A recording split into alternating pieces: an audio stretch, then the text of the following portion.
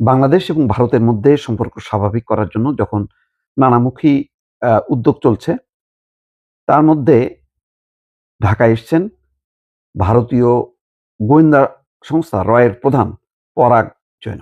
তিনি ঢাকায় এসছেন। খবরে বলা হচ্ছে ২ দেশের সম্পর্ক স্বাভাবিক করার চেষ্টা হিসেবে তিনি এসছেন।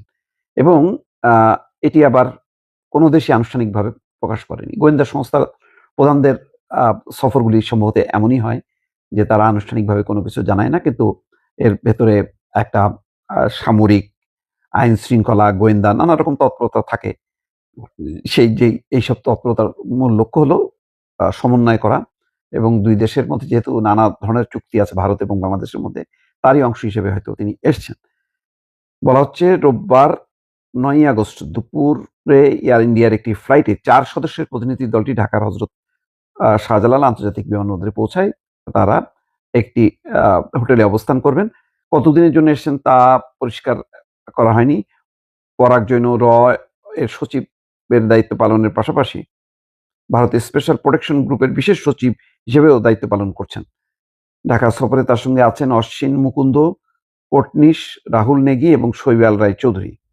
যাই হোক, এখন বিষয়টা হলো যে একটা পরিস্থিতি তৈরি হয়েছে শেখ হাসিনার ভাষণকে ঘিরে, যেখানে বাংলাদেশ বারবার বলছিল যে এই ধরনের তৎপরতা চালালে সম্পর্ক এগোবে না।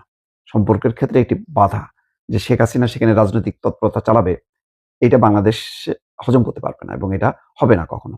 তো তার অনুরোধ উপেক্ষা করে ঠিকই ৫ই আগস্ট শেখ হাসিনা বিদেশি সাংবাদিকদের সঙ্গে কথা বলার পর বাংলাদেশ আনুষ্ঠানিকভাবে খুব শক্ত ভাষায় প্রতিবাদ জানিয়েছে। তারপরেই টনক নড়েছে এবং আজকে বাংলাদেশের প্রধানমন্ত্রীর সঙ্গে বৈঠক করেছেন। আম সেখানে শুধু শেখ হাসিনার প্রত্যাপন না, আম হাদি হত্যার আসামি সহ ২ জনকেই বাংলাদেশে প্রত্যর্পণের অনুরোধ জানিয়েছে এবং ভারতীয় হাইকমিশনার সেটি যথেষ্ট মনোযোগ দিয়ে শুনেছেন এবং তিনি বার্তাটা পৌঁছে দেবেন। এর মূল এই সাক্ষাতের লক্ষ্যটাই বোঝা যাচ্ছে যে একটু বাংলাদেশকে একটু ঠান্ডা করা, আশ্বস্ত করা যে ভবিষ্যতে হয়তো এরকম আর হবে না। আরেকটা গুরুত্বপূর্ণ হলো যদি প্রধানমন্ত্রীকে অনুরোধ করে তাকে রাজি করানো যায় ভারত সফরের ব্যাপারে, সেটাও হয়তো একটা প্রচেষ্টা বা লক্ষ্য। কারণ বলা হচ্ছে যে এই টানাপোড়েনের মধ্যে তারেক রহমানের বিমস্টেক এর যে সম্মেলন হবে দিল্লিতে, সেখানে যাওয়াটা প্রায় অনিশ্চিত।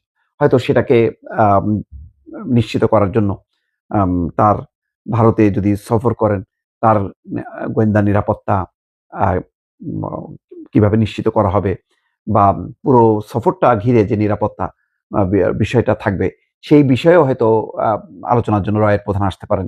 সেখানে বাংলাদেশের গোয়েন্দা সংস্থার কর্মকর্তাদের সঙ্গে কথা বলবেন যে কিভাবে তারেক রহমানের সফরটা সেখানে সফল করা যায় এবং নিরাপত্তা নিশ্চিত করা যায়। কিন্তু বাংলাদেশ এখনো পর্যন্ত কোনো নিশ্চিত করেনি যে যাবে কিনা।